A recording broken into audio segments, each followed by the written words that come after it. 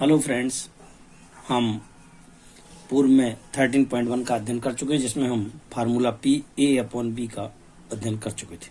यदि हम cross multiplication करते हैं तो पी ए अपॉन बी का इक्वल टू होता है P A intersection B upon P B. जो नीचे रहता था वो नीचे आ जाएगा। अगर हम इसका क्रॉस मल्टीप्लिकेशन करते हैं तो A intersection B equal to P A upon B into P B हो जाएगा। यदि हम ए नीचे रखते तो ए का मल्टीप्लाई हो जाएगा। दो या दो से अधिक घटनाएं हों या तीन घटनाएं हो, तीन घटनाओं के लिए फार्मूला कुछ इस प्रकार से होता है। पहली घटना, दूसरी घटना लेकिन पहली घटने के बाद, तीसरी घटना लेकिन जब पहली और दूसरी घट चुकी हो उसके बाद, उन तीनों को मल्टीप्लाई कर देते हैं। यदि दोनों घटनाएं स्वतंत्र हैं तो उनका इंटरसेक्शन जो है दोनों के मल्टीप्लाई के इक्वल हो जाता है, अर्थात P intersection F equal to P E plus P F. तीन है यदि घटनाएं तो तीनों घटनाओं का अलग अलग गुणनफल के बराबर होता है। पहले क्वेश्चन में हम बात करते हैं। पहला क्वेश्चन इस प्रकार से है कुछ, पी ए इक्वल दिया, पी बी इक्वल दिया, तो पी ए इंटरसेक्शन बी निकालना। जब ये स्वतंत्र हैं, यदि ये स्वतंत्र हैं तो हम कह चुके हैं स्वतंत्र घटनाओं के लिए उनका जो फार्मूला होता है उनका इंटरसेक्शन दोनों के मल्टीपल के इक्वल होता है। तो हमने फार्मूला डाल दिया, फार्मूला डाला, दोनों का मल्टीपल कर दिया। 3/5 1/5 इक्वल टू 3/25 के इस प्रकार से हम आसानी से याद कर सकते हैं। यदि हम अगले क्वेश्चन की बात करते हैं, क्वेश्चन नंबर 2 में 52 ताश की गड्डी है, बिना प्रतिस्थापन किए हुए पत्ते निकाले गए हैं, दोनों पत्तों के काले रंग होने। बिना प्रतिस्थापन बिल्कुल आप समझ लीजिएगा। हमने गड्डी में पहले हमारे पास 52 पत्ते थे, हमने उसमें से एक काला पत्ता निकाल लिया है। चूंकि काले पत्ते कितने होते हैं, 26 होते हैं। काले पत्ते 26 होते हैं, 23 हुक्म के होते हैं, 23 आपके पास चिड़ी के होते हैं। कुल मिला के 26 पत्ते होते हैं। हमने जब पहली घटना की पहला पत्ता निकाला काला वाला, तो उसकी घटना की प्रायिकता हो जाएगी पी इक्वल टू 1/20। जब हम दूसरा पत्ता निकाल रहे हैं जो कि बिना प्रतिस्थापन के है, बिना प्रतिस्थापन के का मतलब क्या हो जाता है कि उस पे नहीं रखा गया, गड्डी पे नहीं रखा गया। गड्डी पे नहीं रखा गया है मतलब गड्डी में अब शेष बचे हुए पत्ते कितने हो जाएंगे, काउंट हो जाएंगे। और अब उसमें जो काले पत्ते हो, काले पत्ते कितने हो जाएंगे काले पत्ते कितने हो जाएंगे, 25 हो जाएंगे। तो दोनों का इंटरसेक्शन यदि हम फार्मूले की सहायता से निकालना चाहे, दोनों का मल्टीपल कर देंगे हम। किसका किसका, ये हम मल्टीपल कर देंगे 1/2 का और 25/1 का, 1/2 का और 25/51 का, दोनों का हम मल्टीपल कर देंगे। इस प्रकार से आंसर आपका तैयार हो जाएगा। नेक्स्ट क्वेश्चन, 1/2 और 25/51 का मल्टीप्लाई करेंगे तो 25 एकम 25, 51 टू जा 1/102 हो जाएगा। मैं क्वेश्चन नंबर 3 की बात करता हूं। तो क्वेश्चन नंबर 3 क्या कहता है आपके पास, ध्यान देंगे जरा। संतरों के डिब्बे में से 3 संतरे निकालना है बिना प्रतिस्थापन किए हुए। यदि तीनों संतरे अच्छे हैं तो डब्बा स्वीकृत किया जाता है। अब उस डिब्बे में कितने हैं, 12 अच्छे हैं और 3 खराब संतरे हैं, मतलब कुल मिलाकर कितने हैं, 15 संतरे हैं। क्यों, 12 + 3 15 संतरे हैं, तो उसकी स्वीकृत होने की प्रायिकता। कुल संतरे कितने हैं, 15 है। अब हम पहली बार जब निकाल रहे हैं तो अच्छे संतरे कितने थे, 12 थे। तो कितनी प्रायिकता हो जाएगी पहले संतरे के निकालने की, 12/15 की। चूंकि हम निकाल चुके हैं और वापस उसमें नहीं रखा गया है, निकाल चुके हैं, तो अच्छे संतरा जो है ना, एक तो चूंकि निकल चुका है, अर्थात कितने बचेंगे हमारे पास, 11 बचेंगे। कुल संतरे हमारे पास 15 थे, 15 में से एक निकल गया तो हमारे पास 14 बचेंगे। अर्थात दूसरा संतरा निकालने की प्रायिकता कितनी हो जाएगी, 11/14। तीसरा संतरा निकालना तो एक और अच्छा निकल गया है। अर्थात कुल मिलाकर के ये ऊपर की संख्या धीरे धीरे करके कम होती जाएगी, नीचे की संख्या भी एक एक कम होती जाएगी। क्यों, क्योंकि ये बिना प्रतिस्थापन वाली स्थिति है। तीसरा संतरा निकालने की हो जाएगी 10/13 के। हम आसानी से तीनों का इंटरसेक्शन निकालेंगे, P A into P B into P C के, और तीनों का मल्टीप्लाई कर देंगे। मल्टीप्लाई करने के बाद हम आसानी से उनको सॉल्व कर लेंगे और आंसर निकाल लेंगे। अगला क्वेश्चन, एक सिक्का है, एक सिक्का और पांसा एक साथ उछला गया। चूंकि सिक्का है और पांसा है दोनों है। जब सिक्का और पांसा एक साथ उछला गया है तो सिक्का और पांसा, सिक्के में क्या क्या होता है, हेड और टेल होता है, हेड और टेल होता है, हेड और टेल होता है, टेल हेड टेल टेल होता है। लेकिन पांसा भी साथ में डाला गया तो पांसे में कितने होते हैं, 1 2 3 4 5 6 होते हैं। अगर हमने हेड के साथ निकाले तो 1 2 3 4 5 6, टेल के साथ निकाले तो 1 2 3 4 5 6। क्वेश्चन, घटना ए सिक्के पर चित्र प्रकट होता है। तो घटना ए कुल मिलाकर के तो हमारे पास 12 हुए। घटना ए यदि हम निकालना चाहें क्या निकालना चाहें, घटना ए निकालना चाहते हैं तो घटना ए कितनी हो जाएगी। घटना ए में क्या कहा गया है, यहाँ पे कहा गया है कि चित्त प्रकट होता है, तो चित्त प्रकट होने कितने हैं, 1 2 3 4 5 6, सब में हेड है आपके पास, देख सकते हैं, तो 6 हो जाएंगी। कुल मिला के इसकी प्रायिकता 6/12 1/2। बी क्या कहलाती है, बी कहलाती है अंक 3 प्रकट होने के। अंक 3 प्रकट होने की संभावना कहाँ है, ये है आपके पास HT और T3, H3 और T3 आपके पास हो जाएगा, अर्थात पी बी इक्वल टू कितना हो जाएगा, यहाँ पे फार्मूला आप निकाल सकते हैं आसानी से, तो 1/6 आ जाएगा। दोनों में कुछ इंटरसेक्शन है क्या, दोनों घटनाओं में, इस वाली घटना में और इस वाली घटना में है क्या, हाँ है, H3 इसमें भी है और H3 इसमें भी है, अर्थात इंटरसेक्शन निकालते हैं तो H3 आपके पास कॉमन आ जाएगा, एक घटना आ जाएगी, इसका इंटरसेक्शन का फार्मूला 1/12 हो जाएगा। अब हमको जो पता करना है कि ये घटनाएं स्वतंत्र है कि नहीं है, तो हम क्या करते हैं, P A into P B का मान निकाल लेते हैं। P A into P B, P A का मान कितना था 1/2, पी बी का मान कितना था 1/6, दोनों को निकाल लिया और ये कितना हो गया 1/12। 1/12 ही तो आपके पास कितना था, इंटरसेक्शन था, अर्थात हमने कह दिया है कि P A intersection B equal to P A into P B equal to, दोनों के दोनों इक्वल हैं। जब दोनों इक्वल हो जाते हैं तो हम कहते हैं ए और बी कैसी हैं, ये स्वतंत्र घटनाएं होती है। स्वतंत्र घटनाएं अगर ये दोनों इक्वल है तो स्वतंत्र घटनाएं कहलाएंगी, अगर ये इक्वल नहीं है दोनों के दोनों फार्मूले के हिसाब से तो क्या कहलाती हैं, वो स्वतंत्र घटनाएं नहीं होती। हम अगले क्वेश्चनों में हम देखने का प्रयास करते हैं। अगले क्वेश्चनों में हमने देखने का प्रयास किया है, तो चूंकि यहाँ पर माना कि एक पांसा है और 1 2 3 लाल रंग है और 4 5 6 हरा रंग लिखा गया है। यहाँ पे मैंने पांसे को ध्यान दिया, 1 2 3 4 5 6, 1 2 3 लाल रंग लिख दिया है, 4 5 6 को हरा रंग लिख दिया है, कुल मिला के संभावना 6 हो जाएंगी। पहली घटना है आपके पास सम संख्या, दूसरी घटना है आपके पास लाल रंग। पहली संख्या अगर सम संख्या है, पहली घटना सम संख्या कौन कौन सी है, 1 2 3 2 4 6, सम संख्या 2 4 6 कहलाती है। तो कुल मिलाकर के अगर इसकी आप प्रायिकता निकालते हैं तो प्रायिकता आसानी से कितनी निकाल सकते हैं, 3/6 अर्थात 1/2। अगला क्वेश्चन, बी लाल रंग, बी लाल रंग को, लाल रंग कौन कौन से हैं, 1 2 3, जैसा कि चित्र आपको क्वेश्चन में दिखाई दे रहा है, 1 2 3, ये भी 3 हो जाएगा, 3 हो जाएगा तो 1/2 हो जाएगी। दोनों में कोई इंटरसेक्शन है क्या, हाँ है, इन दोनों में इंटरसेक्शन कौन कौन है, ये 2 और ये वाला 2, दोनों में इंटरसेक्शन है 2, अर्थात इसकी प्रायिकता दोनों की कितनी हो जाएगी, इंटरसेक्शन की 1/6। दोनों का गुणा करके हम चेक कर लेते हैं, P A into P B निकाला है, 1/2 1/2 कितना आ जाएगा, 1 2 2 4 के, चूंकि इंटरसेक्शन का मान कितना 1/6 है, ये इसके इक्वल नहीं है, अर्थात ये फार्मूला इक्वल नहीं है, A intersection B not equal to P A into P B के, तो हम उपरोक्त से हम कह सकते हैं कि दोनों की दोनों घटनाएं कैसी स्वतंत्र नहीं है। जबकि हमने पिछले क्वेश्चन में अगर आपको याद हो तो हमने कहा था कि दोनों घटनाएं स्वतंत्र हैं, क्यों, क्योंकि ये दोनों इक्वल थे, दोनों का मल्टीपल भी 1/12 था, इंटरसेक्शन भी 1/12 था, तो हमने कहा था कि ये दोनों घटनाएं कैसी हैं, स्वतंत्र हैं। लेकिन दोनों का मल्टीपल यहाँ 1/4 है, इंटरसेक्शन 1/6 से इक्वल नहीं है, तो हम निश्चित रूप से कहेंगे कि दोनों घटनाएं कैसी हैं, स्वतंत्र घटनाएं नहीं है। क्वेश्चन नंबर 6 की बात करते हैं, सिंपल सा है, क्योंकि ई दिया हुआ है, एफ दिया, इंटरसेक्शन दिया, ई और एफ का मल्टीप्लाई कर लो आसानी से, कितना आ जाएगा 9/15 के, 50 के, 50 के, और ये किसका है 1/5 है, दोनों इक्वल है, नहीं है तो हम कह देंगे सिंपल सा, जैसे हमने क्वेश्चन नंबर 5 को किया था। अगला क्वेश्चन नंबर 7 की बात करते हैं। क्वेश्चन नंबर 7 में क्या लिखा, पी ए दिया हुआ है, इंटरसेक्शन दिया और पी बी में पी लिखा हुआ है, इसका मान ज्ञात करना है। घटनाएं परस्पर अपवर्जी है। अपवर्जी घटनाएं किसे कहते हैं, वे दो घटनाएं जिनमें कोई भी इंटरसेक्शन ना हो, कोई भी उभयनिष्ठ घटना ना हो, तब वे घटनाएं परस्पर अपवर्जी घटनाएं कहलाती हैं। अगर अपवर्जी घटनाएं हैं तो उनका इंटरसेक्शन कैसा हो जाएगा, 0 हो जाएगा। इंटरसेक्शन 0 तो इंटरसेक्शन 0 कर लो आप। इंटरसेक्शन का फार्मूला क्या होता है, इंटरसेक्शन का फार्मूला होता है P N A plus N B equal to, ठीक है। अब चूंकि पी के फॉर्म में फार्मूला है तो हमने बना दिया, इनको पी बना दिया है, अगर आप आसानी से देख पा रहे हो, ये भी पी बना दिया है, ये भी पी बना दिया है, क्योंकि प्रोबेबिलिटी निकाली है, प्रोबेबिलिटी बना दिया है, इन सब का मान रख दिया है। इसका मान कितना होता है, 0 होता है। पी ए का मान 1/2 है, पी बी का मान पी है, और पी इंटर्स यूनियन का मान कितना है हमारे पास 3/5 है। हमने इनको पकड़ करके सोल्व किया है, इधर उधर ले गए हैं और पी का मान निकल लिया, कितना आ गया 1/10 आ गया। इस प्रकार से हम कह सकते हैं कि after calculation P equal to 1/10 है। अगला क्वेश्चन, अभी हमने देखा था ये घटना कैसी थी, परस्पर अपवर्जी थी। अब कैसी घटना है, स्वतंत्र है, अरे जब स्वतंत्र हैं तो निश्चित रूप से दोनों का मल्टीपल दोनों के इंटरसेक्शन के इक्वल है।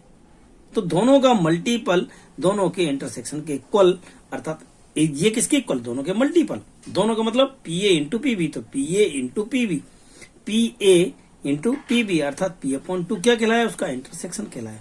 अब हम फिर अपने वापस फार्मूले में जाएंगे जो हमने पुराना फार्मूला रखा, लेकिन वहां पिछली बार में ये दोनों घटना अप और जी थी तो हमने इसको जीरो काउंट किया था, लेकिन अब इस बार हमें जीरो नहीं काउंट करेंगे बल्कि कितना लिखेंगे? पी अपॉन टू काउंट करेंगे। अब हम फार्मूले को रखते हैं P A intersection B equal to P A plus P B minus का पी यूनियन, सबकी वैल्यू रख देते हैं। इंटरसेक्शन की एक बट पी अपॉन टू की रखेंगे, ए की वैल्यू आप 1/2 रखेंगे, पी बी की वैल्यू आप बी रखेंगे, यूनियन की वैल्यू 3/5 रखेंगे। पी वाले पदों को एक तरफ ले जाएंगे, बिना पी वाले पदों को एक तरफ ले जाएंगे, फिर इनको सॉल्व करेंगे एलसीएम लेने के बाद और पी का मान निकालेंगे। कितना आ जाएगा? 1/5 आ जाएगा। इस प्रकार से हम आसानी से कह सकते हैं। क्वेश्चन सारे सिंपल हैं, कोई ज्यादा कठिन नहीं है।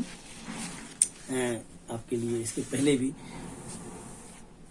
त्रिकोणमिति इनवर्स के वीडियोस बनाए गए थे, ये वीडियो भी आपके लिए बनाया जा रहा है। यदि आपको अच्छा लगता है तो आप इसको लाइक करें, शेयर करें, सब्सक्राइब करें, और यदि कोई क्वेश्चन में कोई प्रॉब्लम हो या हमारे पढ़ाने में कोई आपको कुछ ऐसा लग रहा हो तो आप उसे कमेंट्स बॉक्स में आप लिख सकते हैं।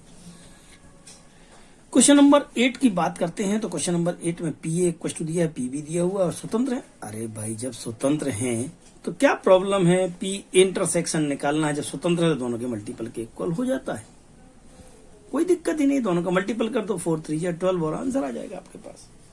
अगला क्वेश्चन यूनियन निकालना है। यूनियन निकालना तो यूनियन का फार्मूला होता है P A plus P B minus का इंटरसेक्शन। तो पी ए का वैल्यू हमारे पास है, पी बी का वैल्यू हमारे पास है, इंटरसेक्शन का वैल्यू अभी अभी हमने निकाल लिया, कैलकुलेशन कर लो आंसर आ जाएगा। ए अपॉन बी, ए अपॉन बी का फार्मूला हम 13.1 अर्थात पिछली एक्सरसाइज पिछली वीडियोस में हम आपको पढ़ा चुके हैं। नीचे बी है इसलिए नीचे बी आ जाएगा, हम फार्मूले को रख देंगे इंटरसेक्शन अपॉन में पी बी और इसको सॉल्व कर लेंगे, आंसर आ जाएगा। बी अपॉन ए तो इंटरसेक्शन अपॉन में नीचे वाला नीचे आ जाएगा, पी ए का भाग दे देंगे और हम उसको कैलकुलेशन करके सॉल्व कर लेंगे, आंसर आ जाएगा। क्वेश्चन नंबर 9, ए दिया हुआ है, बी दिया हुआ है, इंटरसेक्शन दिया है, तो पी ए नहीं और बी नहीं ज्ञात करना है। भाषा को समझने का प्रयास करना, क्या लिखा है? ए नहीं और बी नहीं, ए नहीं और बी नहीं। अगर हम इसको डी मॉर्गन लॉ से बात करते हैं तो अगर इसका डैश बाहर निकालते हैं तो ये इंटरसेक्शन यूनियन में कन्वर्ट हो जाता है। हमें किसका मान निकालना है? दैट मीन्स इसका निकालना है पी ए यूनियन बी का डैश, और इसका फार्मूला क्या हो जाता है? P A union dash B का मान हो जाता है 1 माइनस का पी ए यूनियन बी, और इसका फार्मूला हम पूर्व में कई बार पढ़ चुके हैं, पहला प्लस दूसरा माइनस दोनों का इंटरसेक्शन। इनकी वैल्यूज डाल देंगे, हमारे पास है ऊपर क्वेश्चन में गिवन है ये पहला दूसरा और उनका intersection, P A plus P B minus का इंटरसेक्शन। इनको सॉल्व कर लेंगे और आंसर निकाल लेंगे। कैलकुलेशन आपको आता होगा क्योंकि आप 12th क्लास में, इसलिए प्लस माइनस समझाने से कोई मतलब है नहीं है, समय बर्बाद करना है। आप लोग फटाफट थोड़ा सा आगे देखते हैं। क्वेश्चन नंबर 10 की बात है। पी ए दिया हुआ, पी बी दिया है, पी ए नहीं और पी बी नहीं दिया हुआ है, तो इसका मान ज्ञात करना है।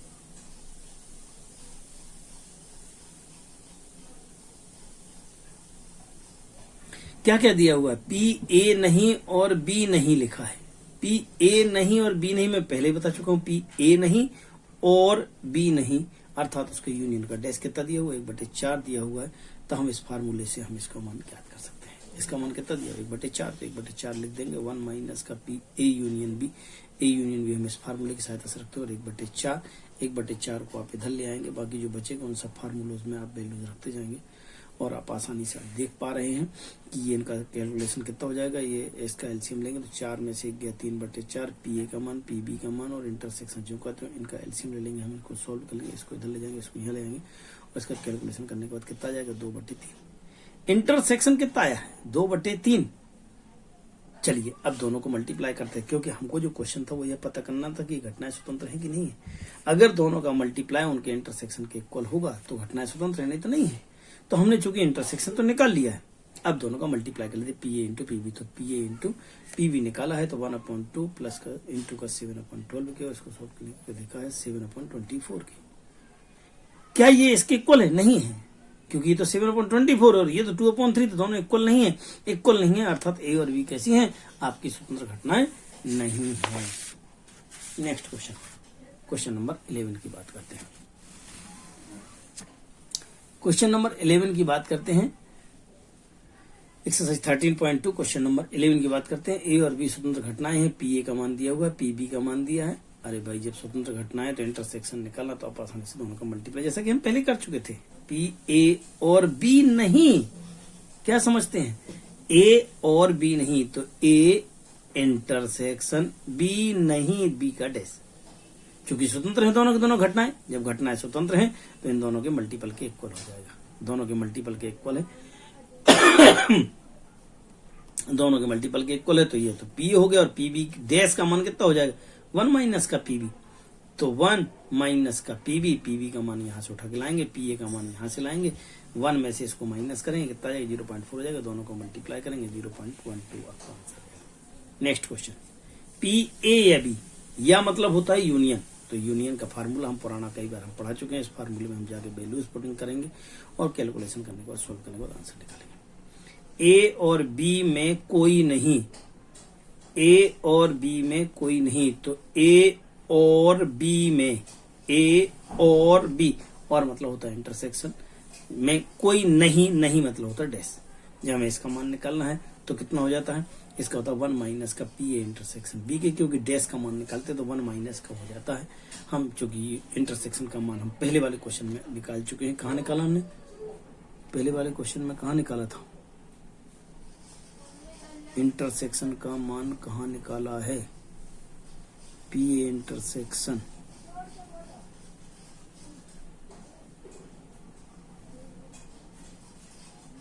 ये भी निकाला है।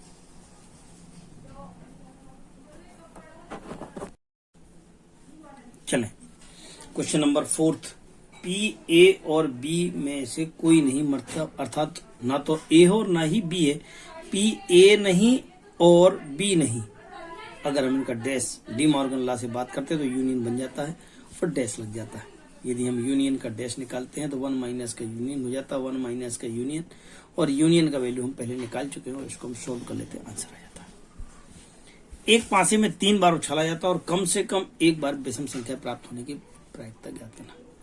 अरे भाई पासा उछालना है, कम से कम एक बार विषम है, तो पासा जब उछालेंगे तो ये 1 2 3 4 5 6 आ जाएगा। विषम संख्या 1 3 5 होगी, सम संख्या 2 4 6 होगी। सम संख्या आने की प्रायिकता 1/2 हो जाएगी, विषम की 1/2 हो जाएगी। अब हम मान लेते हैं कि तीनों बार सम संख्या है, तो तीनों बार सम संख्या है तो तीनों का गुणा कर लेते हैं, पहली दूसरी तीसरी, क्योंकि स्वतंत्र घटनाएं हैं। P A into P B into P C कुल मिलाकर के कितना हो जाएगा? 1/8 बन जाएगा। कम से कम एक बार विषम संख्या आए, अर्थात तीनों बार सम संख्या ना आए, तब कितना हो जाएगा? एक में से घटा देंगे 1 माइनस का 1/8 अर्थात 7/8 के हो जाएगा। 2 गेंदों के एक बॉक्स में प्रतिस्थापित कर निकाली जाती हैं।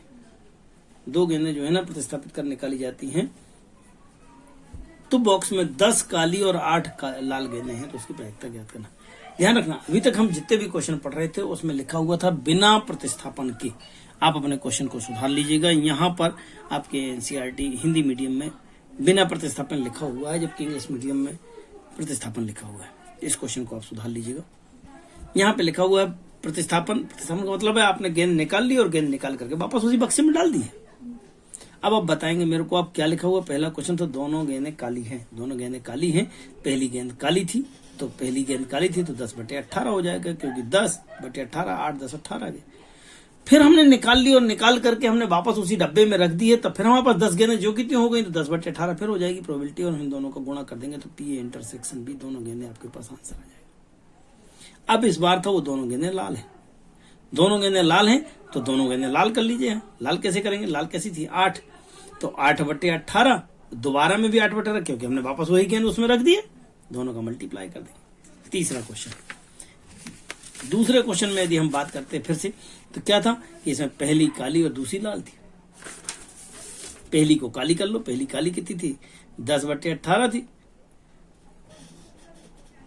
ठीक है, और दूसरी लाल वाली कितनी थी? वो 8/18, क्योंकि गिनती में तो पूरी 18 ही ना, अपन ने वास्तव में उसी में रख दी है, निकाली और निकाल करके वापस उसमें डाल दी, तो गिनती तो 18 जो की तो हो गई। तो अगर हम काली की बात करते, काली हमारे पास कितनी 10 थी और लाल कितनी थी 8 थी, इनकी प्रोबेबिलिटी निकाल ली, दोनों का मल्टीप्लाई कर लेंगे और इसके बाद हम इसका आंसर निकाल। नेक्स्ट थर्ड क्वेश्चन, एक काली एक लाल। अभी यहाँ पहली काली दूसरी लाल थी, ध्यान रखना है।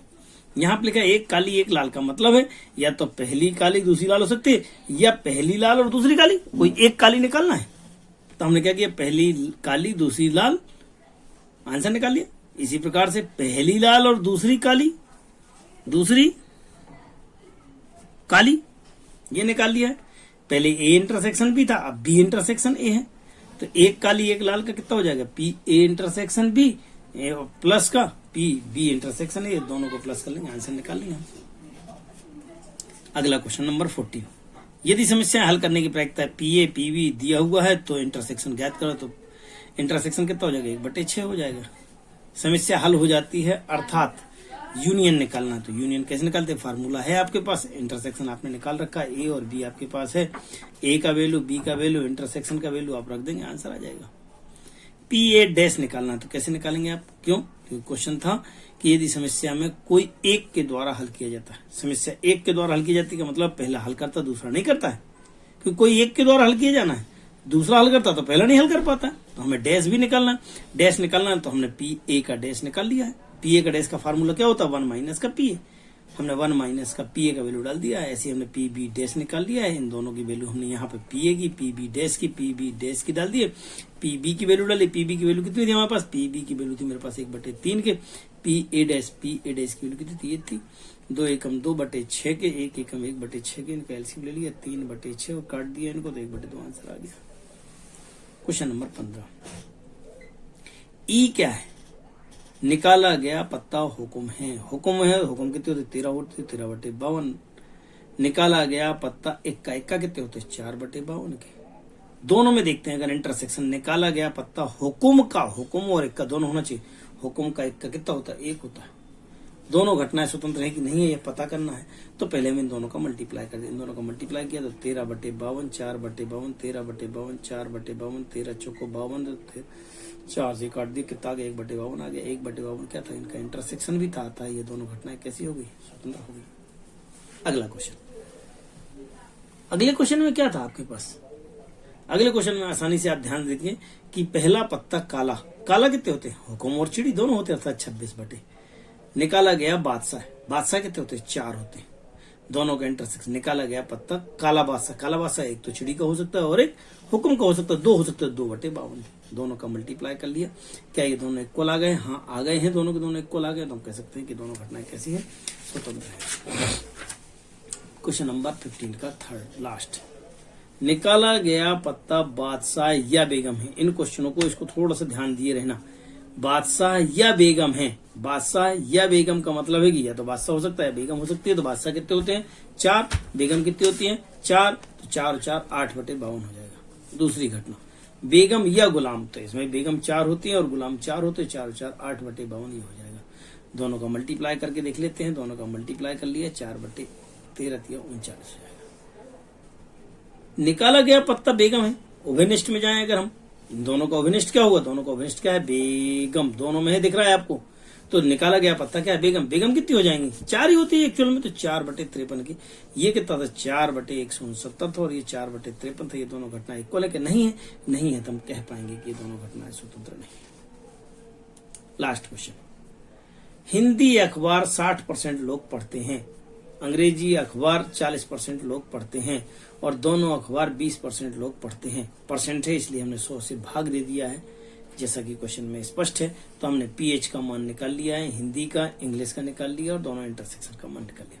पहला क्वेश्चन, ना तो हिंदी और ना ही अंग्रेजी अखबार पढ़ता है, अरे ना तो हिंदी पढ़ते हैं और ना ही हिंदी इंग्लिश पढ़ते हैं, तो कितना हो जाएगा, ना तो हिंदी और ना ही इंग्लिश है, तो 1 माइनस का और इसको सोल्व कर लेंगे, आंसर वैल्यू डाल देंगे यहाँ पे और इसका फार्मूला डालने के बाद हम निकाल पाएंगे। ध्यान देना जरा, ये ना तो हिंदी और ना ही अंग्रेजी में अगर आप कंफ्यूज हो रहे हैं तो मैं थोड़ा सा दोबारा और लिख देता हूं कि P H intersection E desk, आप समझ लें जरा, ना तो हिंदी और ना ही अंग्रेजी का पेपर पढ़ते हैं, चूंकि ये दोनों में डैश है, ये हमने इसको डी मार्गन लॉ से किया है तो इनका डैश ऊपर बाहर आ गया, बाहर आया है, तो आप यहां से इसको 1 माइनस के फार्मूले से रखेंगे और यूनियन है, यूनियन का फार्मूला होता है पहला दूसरा माइनस का इंटरसेक्शन के, इनमें वैल्यू रख देंगे, आंसर आ जाएगा। क्वेश्चन नंबर 2, हिंदी अखबार पढ़ती है तो अंग्रेजी अखबार पढ़ने की प्रायिकता। पहले वो हिंदी पढ़ लेती तो अंग्रेजी की निकालना, जिसकी निकालना वो ऊपर आता तो E/H की। E/H की तो पुराना फार्मूला 13.1 में हम पढ़ चुके हैं। E इंटरसेक्शन H में PH के, हम दोनों की वैल्यू उठा करके रख देंगे, आंसर आ जाएगा। अंग्रेजी का अखबार पढ़ती है तो हिंदी की निकालना किसकी, हिंदी की, तो हिंदी ऊपर आएगा तो H/E के आ जाएगा, जैसे नीचे आया E के लिए यहाँ E आ जाएगा, और इस फार्मूले की सहायता से हम यहाँ पे वैल्यूज को निकालने का प्रयास करते हैं। मुझे आशा है कि आप लोगों को यह प्रश्नावली बहुत बढ़िया समझ में आई होगी। फिर भी यदि कोई प्रॉब्लम है तो आप लोग निश्चित रूप से आप कमेंट्स करें। यह वीडियो सुरेश गुप्ता, मानपुर उच्च माध्यमिक शिक्षक, जिला इंदौर के द्वारा बनाया गया है। अच्छा लगे तो शेयर करें, सब्सक्राइब करें। सहयोग के लिए धन्यवाद।